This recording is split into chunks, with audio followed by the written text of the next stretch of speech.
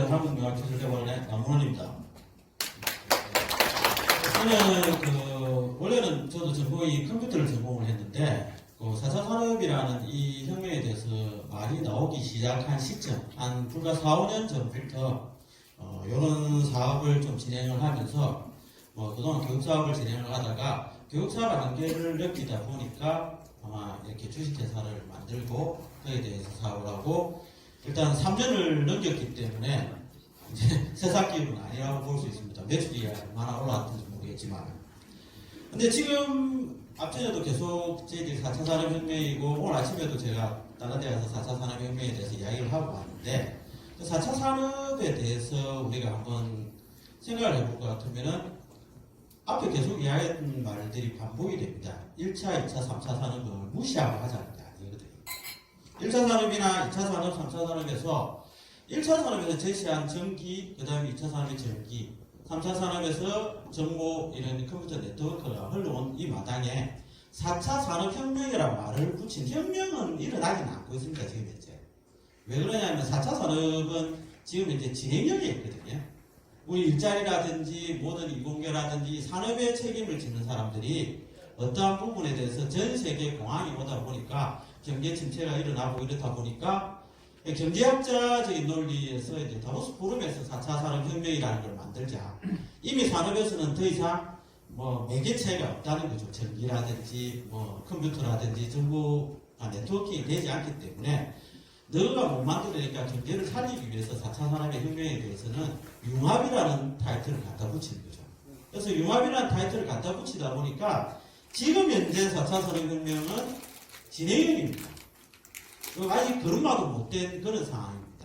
왜냐하면은 뿌리 산업은 잘 발달이 되어 있는데 이게 융합이 안 되고 있으니까 당연히 걸음마도 못 되는 그런 상황이라고 볼 수 있다고 봅니다. 저도 드론이라는 이 분야에 대해서 부산에서 이제 기업이 돼가지고 주도를 해보면서 비행장까지 가져가면서 아마 인터뷰한 내용을 보면은 욕은 제일 많이 들어먹고 있습니다. 교수님들이 다 좋은 소리 하시면은 기업의 입장에서는 이런 거 지원 아닙니다. 이런 게 불만이다. 이런 게 불만을 토로할 수밖에 없거든요. 그래서 그런 부분에 봤을 때는 지금 현재 우리 계신 분들이 이 서비스업이 됐든 아니면 IoT가 됐든 첨단 분야가 됐든 이 4차 산업은 기회가 아닌 위기입니다. 위기의 4차 산업에 대해서 어떻게 대처를 하느냐. 첫째 우리가 4차 산업에 대해서는 우리 세대에서나 우리 위의 세대는 부정적으로 봅니다. 그 첫 번째가 뭐냐면은 4차 산업 하니까 일자리 빼앗아 간다는 거죠. 근데 그 일자리는 우리가 생각하는 일자리는 또 다르죠. 단순 노동이라든지 이게 자동화시키는, 그래서 대한민국 전체도 지금 스마트 팩토리를 목표로 하고 있는 우리 자녀들이나 우리 이런 커가는 청년들이 대학을 다 나왔는데 그런 제조업에서 기름지금 단순 업무를 할 수는 없다는 거죠. 그게 대체를 하는 게 동남 아이들이 오고 이렇게 하는 거죠.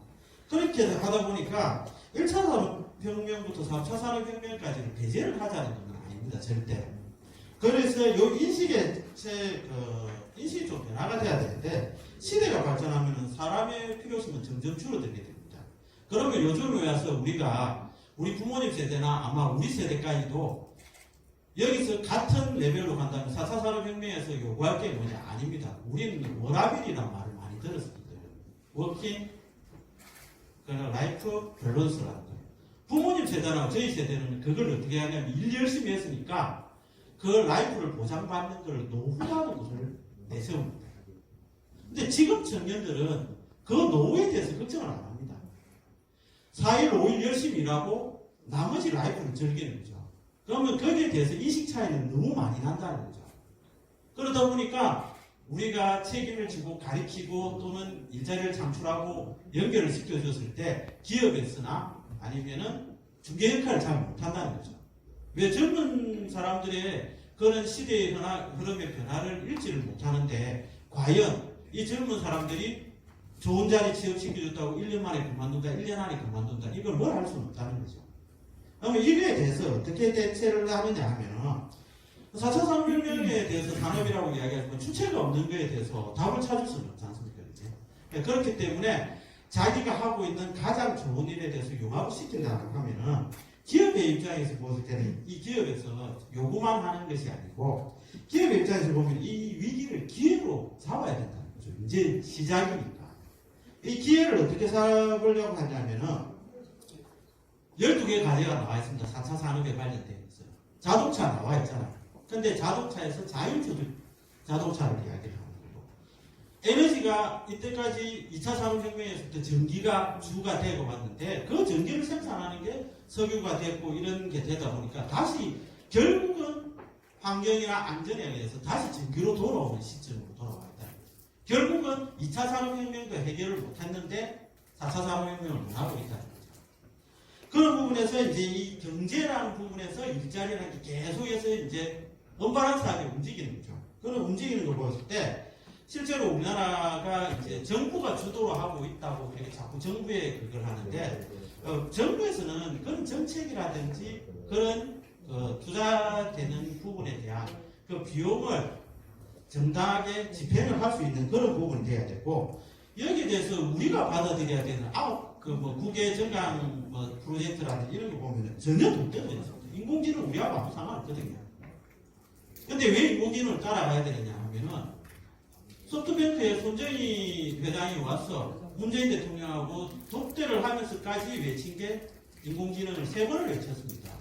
그럼 대통령도 당연히 거기에 대해서 인공지능을 해야 된다고 하는데, 아까 이석인 전문위원님께서도 항상 말씀하시지만 인공지능은 사람의 알파고처럼 바둑두는 그런 형태는 아닙니다.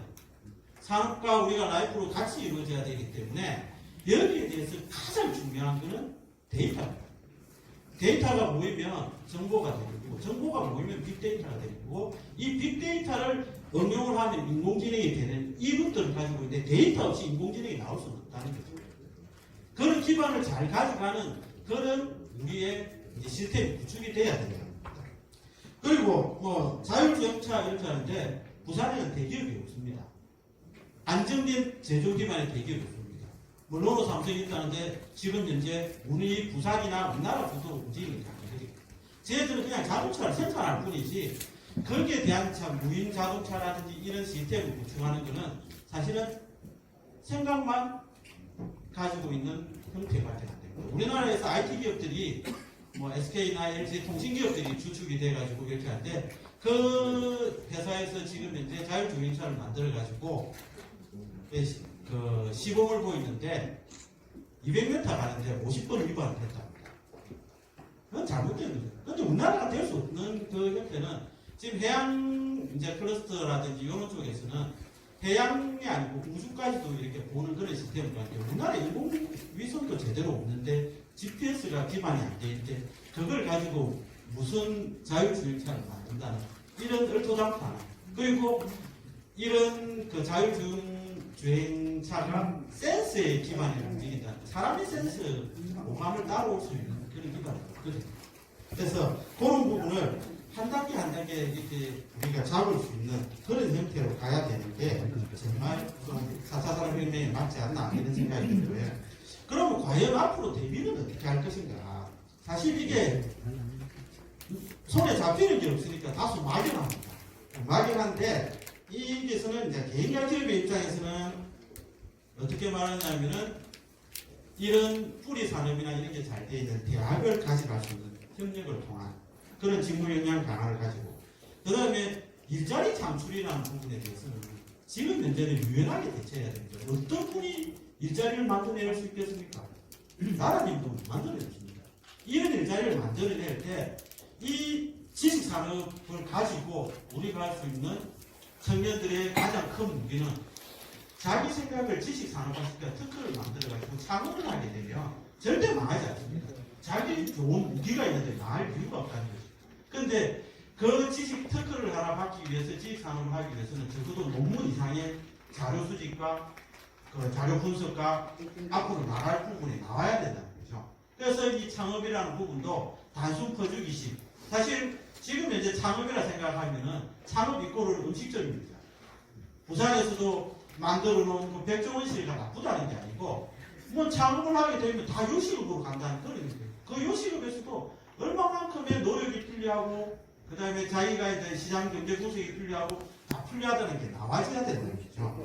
그래서 산업인력의 이제 제 프로그램은 꼭 필요하면서 이게 확충이 되어야 하고 고용 창출을 하기 위해서는 사실 이 고용 창출하는 4차 산업과 우리 기관과 기업 간에 어떤 게 있어야 되냐면 저는 뭐 한마디로 말하면 비즈니스 모델이 만들어져야 되거든요.